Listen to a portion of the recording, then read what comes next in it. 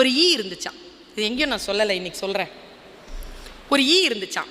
அந்த ஈயினுடைய மம்மி அந்த ஈ கிட்ட சொல்லிச்சான், நீ எங்கே வேணாலும் போ, இந்த பளபளன்னு ஒரு காகிதம் இருக்கும், அந்த காகிதத்தில் மேலே மட்டும் உட்காராத.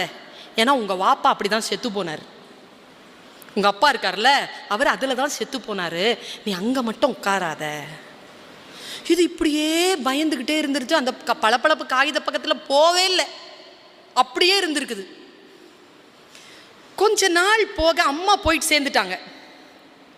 இதனுடைய ஃப்ரெண்ட்ஸ் இருக்காங்கல்ல, அவங்க எல்லாருமே அந்த பளபளப்பு காகிதத்தில் போய் உட்காரதும், அப்படி ஜால்ரா காட்டி அப்படி சால்ஜாப்பு பண்ணி அப்படி வர்றதுமா பயங்கர சாகசம் பண்ணுறாங்க. இந்த ஈ பார்க்குது, நம்மளை மட்டும் எங்கள் அம்மா சொல்லிட்டு செத்து போயிடுச்சு போவாதுன்னு. அவங்களுக்குலாம் அம்மா இல்லையா, அவங்க அம்மாலாம் சொல்லலையா, அவங்க மட்டும் விளையாடுறாங்க, நான் மட்டும் அங்கே போகக்கூடாது, எங்கள் அம்மா சொல்லிருச்சே.